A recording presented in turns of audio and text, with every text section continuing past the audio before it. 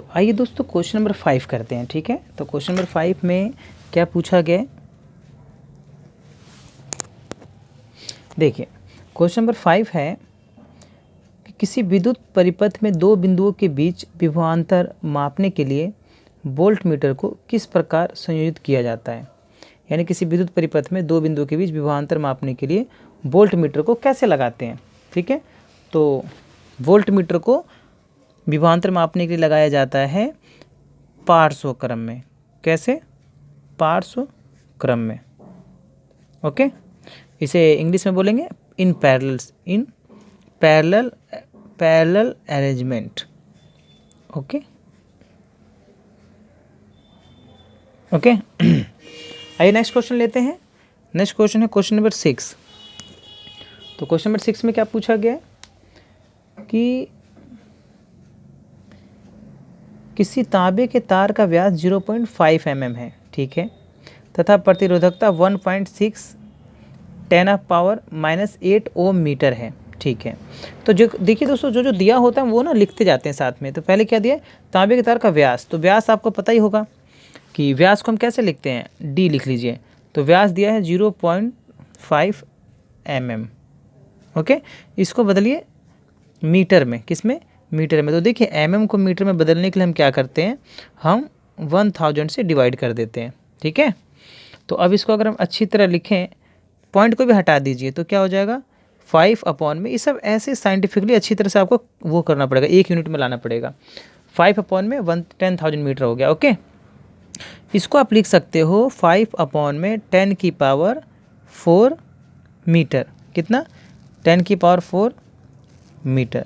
अब इसको ऊपर ले लीजिए, तो d की वैल्यू हो गई आपकी 5 × 10⁻, इसको ना ऊपर लिखते हैं तो -4 मीटर। जब ये ऊपर जाएगा तो जो पावर प्लस की वो माइनस का हो जाएगा। क्लियर है? तो ये तो आगे व्यास आ गया है। तो भाई व्यास तो आ गया, तो क्षेत्रफल कैसे निकालेंगे? उसके लिए त्रिज्या निकालनी पड़ेगी, यानी कि रेडियस। तो रेडियस निकालने का तरीका वही है कि इसमें किससे डिवाइड कर दो, माइनस के 2 से डिवाइड कर दो। 2 से डिवाइड करो, 2 से डिवाइड करेंगे तो कितना आएगा, यह आ जाएगा 2.5। 5 का आधा कितना होता है? 5 का आधा 2.5 होगा, इतने मीटर। अब ये पॉइंट हटा दोगे तो एक और जीरो नीचे आ जाएगा ना, तो वो ऊपर जाएगा वापस, तो माइनस बन जाएगा। तो इसलिए मैं इसको बिना पॉइंट के लिखूंगा, तो यहाँ पे जैसे हमने इसको किया ना, वैसे इसको भी एक पावर और बढ़ जाएगी। देखिए इसी में सारी दिक्कत थी। तो ये थी त्रिज्या आपकी। देखिए रेडियस कैसे निकली, कितनी मुसीबत से। ठीक है तो त्रिज्या आपको मिल गई। ओके, अब आइए आगे पढ़ते हैं। अब क्या दिया है, प्रतिरोधकता। तो प्रतिरोधकता क्या होती है? प्रतिरोधकता होती है रो, इधर लिखते हैं रो। ठीक है ना, पी की तरह होता है, उसे रो कहते हैं। तो जो प्रतिरोधकता है वो है 1.6 × 10⁻, ठीक है, -8 ओम मीटर। 1.6 × 10⁻⁻8 ओम मीटर। ठीक है, ये प्रतिरोधकता हो गई। 10 ओम प्रतिरोध, 10 ओम प्रतिरोध का प्रतिरोधक बनाने के लिए कितने लंबे तार की आवश्यकता होगी। देखिए कितने लंबे तार की लंबाई पूछी जा रही है, और 10 ओम प्रतिरोध दिया है। तो यहाँ पर पहले लिखिए आर कितना है, 10 ओम, और लंबाई आपसे पूछी गई है।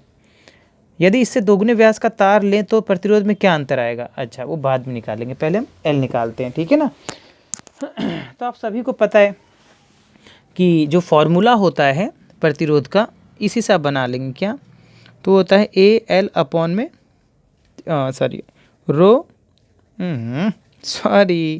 यहाँ पे हम लिखेंगे क्या, ρL अपॉन में A। ओके, अब हमें तो रो निकालना है, तो इसको इधर भेज दीजिए। तो रो का फॉर्मूला क्या हो जाएगा, वो हो जाएगा AR अपॉन में L। AR अपॉन में क्या होगा, L। जो गुणा में था वो भाग में आ गया, जो भाग में था वो गुणा में चला गया। ठीक है, तो ये है फॉर्मूला किसका, प्रतिरोधकता निकालने का। लेकिन हमें प्रतिरोधकता तो निकालना नहीं है, ना ही हमें प्रतिरोध निकालना है, हमें L चाहिए। तो हम इसी में रख देंगे डायरेक्ट। चलिए L का अगर आप फॉर्मूला यहाँ से बना सकते हैं तो इसको भेजिए इधर। ठीक है, तो ये हो जाएगा AR अपॉन में L इक्वल में क्या होगा, अरे रो इक्वल में L। ठीक है, यानी कि ये था गुणा में तो भाग में चला गया, ये भाग में था तो गुणा में हो गया। तो ये आपकी इस तरह से वैल्यू हो गई। ठीक है ना, तो चलिए अब निकालते हैं फटाफट। तो मैं इधर रखता हूँ ताकि दिक्कत ना हो। तो फॉर्मूला है आपके पास AR अपॉन में रो। तो आपको पता है ये ए की वैल्यू आप कैसे निकालेंगे, पाई आर स्क्वायर, कितना, पाई आर स्क्वायर, ठीक है। और मल्टीपल में आर आपके पास है ही पहले से और रो है। अब एक एक करके वैल्यू रखिए। पाई की वैल्यू कितनी होती है, देखिए पाई की वैल्यू वैसे तो 22/7 होती है, आप सभी जानते हैं ना, तो आप 22/7 रखिए या फिर कुछ और भी रख सकते हैं। अब कुछ और क्या, जैसे यहाँ पर तो 22/7 लेंगे तो कोई फ़ायदा होने वाला नहीं है, तो 3.14 लीजिए, ओके। आर की वैल्यू ये लोगे आप पूरा, इसे लिखोगे 25 मल्टीपल 10⁻⁻5 मीटर, और आर कितना है 10 ओम, ठीक है। और अपॉन में रो कितना था आपके पास, देखिए तो ये है प्रतिरोध, ठीक है ना, तो इसको रख दीजिए 1.6 गुणे में 10⁻⁻8 मीटर, ओके। अब आप क्या कर सकते हो, ये तो स्क्वायर में ही, ध्यान रखिएगा आर स्क्वायर है ना, तो स्क्वायर में, ओके। अब चलिए इसको करते हैं गुणा भाग जोड़ घटाना, 25 का करेंगे तो कितना आएगा स्क्वायर, 625, और इसका स्क्वायर करोगे ना आप तो ये पावर दुगनी हो जाएगी, जो -5 थी वो -10 हो गई, ठीक है, और 10, और अपॉन में नीचे क्या है 1.6 गुणे में 10⁻⁻8। तो देखिए ये 10⁻8 है, ऊपर आएगा तो प्लस का हो जाएगा, तो इसलिए 8 बार कट जाएगा, कितनी बार, 8 बार ये कट जाएगा। 3.14 मल्टीपल 625 मल्टीपल 10⁻⁻8 लिख दीजिए, और फिर 10⁻⁻2 अलग लिख देता हूँ मैं, और गुणे में 10 तो है ही, है ना, तो और बटे में 1.6 गुणे में 10⁻⁻8, तो ये इससे कट गया, इसको मैंने अलग लिख लिया, -2 अलग लिख लिया। अब एक बार 10 प्लस में एक बार माइनस में, तो एक बार माइनस का 10 बचेगा, ठीक है। ये आपको गुणा भाग करना सीखना पड़ेगा थोड़ा सा। तो यहाँ पर 3.14 मल्टीपल 625 मल्टीपल हो गया 10⁻⁻1, क्योंकि 10 से गुणा होगा तो घट जाएगा, क्योंकि वो प्लस पावर है ना, और बटे में 1.6, ठीक है। पॉइंट जो है आप ये जो प्लस का है, एक पॉइंट से इसको काट सकते हो, चाहे इस पॉइंट को ना हटाने के लिए आप ऊपर एक जीरो बढ़ा सकते हो, ठीक है। 3.14 मल्टीपल 625 मल्टीपल 10 की पावर जो -1 था, ठीक है। अब यहाँ ऊपर एक जीरो बढ़ा सकते हो, यानी कि 10 लिख सकते हो, और बटे में 16 हो जाएगा, ये पॉइंट हटा दिया मैंने, ठीक है ना। तो अभी ये 10 इससे कट जाएगा, क्योंकि माइनस में प्लस में है, ठीक है, मतलब इसके प्लस पावर इसकी माइनस पावर तो कट जाएगा। आपके पास जो वैल्यू बच गई है वो बच गई है वो इतनी मल्टीपल 625 और बटे में 16, ठीक है। तो लंबाई आपकी अब आ रही है, क्या आ रही है, लंबाई आ रही है। तो 625 जो है अब गुणा भाग आप करिए, देखिए कितना आ रहा है गुणा भाग करने पर। हाँ, तो ये कटेगा नहीं पूरा, तो मैं कैलकुलेटर से कर देता हूँ। काफ़ी टाइम लगेगा, तो टाइम बचाना है मुझे, कैलकुलेटर से कर रहा हूँ, आप मत करिएगा, आपको तो वैसे ही करना पड़ेगा, ठीक है। डिवाइड करेंगे 16 से, तो ये आ रहा है आपका 122.72 मीटर, ठीक है। आप करके देख लीजिएगा, इतना ही आ रहा है, ठीक है ना। तो ये तो हमारी निकल गई लंबाई, क्या निकल गई है हमारी लंबाई, तो इतने मीटर हमारी लंबाई आ गई है। अब हमें क्या करना है, अब क्वेश्चन को दोबारा पढ़ना है और देखना आगे क्या पूछा गया है।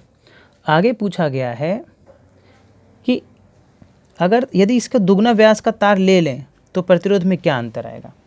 अब आप बताइए, अगर आप दुगना, इसी का मतलब 2 गुना लेंगे, जैसे दोगुना का मतलब है कि पहले क्या था भाई, पहले जो लंबाई थी, इसको हम ऐसे लेते हैं यहाँ पे, पहले जो L था, अच्छा लंबाई की बात नहीं हो रही, डायमीटर की बात हो रही है। पहले जो डायमीटर था वो था 0.5 mm, है ना। अब डायमीटर कितना हो गया है, अब हो गया 2 से गुणा कर दीजिए, तो 0.5 mm हो जाएगा, यानी कि 1.0 mm आ जाएगा, ठीक है, यानी कि 1 mm आ गया, कितना आ गया 1 mm, ठीक है।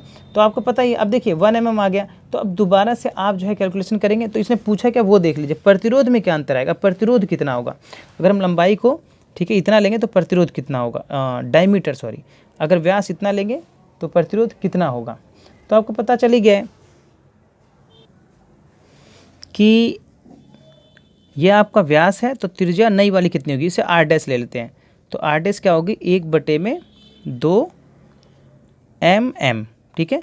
और mm को अगर मीटर में बदलेंगे तो क्या हो जाएगा 1/2 गुणे में 10⁻³ मीटर, ठीक है ना। जो बटे में 1000 लिखते हैं मैंने ऐसे लिख दिया, उसको ऊपर लाओगे तो 10⁻³ बनेगा, जो मैंने आपको ऊपर बताया था बना के, ठीक है। तो ये हो गया आपकी त्रिज्या, क्या हो गई, त्रिज्या हो गई है, रेडियस हो गई है, ठीक है। एक चीज़ हो गई हमारे पास, लंबाई आपको पता चली गई है भाई 122.72 मीटर। ओके, यानी कि त्रिज्या मिल गई, लंबाई मिल गई, और जो प्रतिरोध है R उसको हम R डैश ले लेते हैं। इसको आपको निकालना है, ये तो पूछा गया है ना, ये पूछा गया है।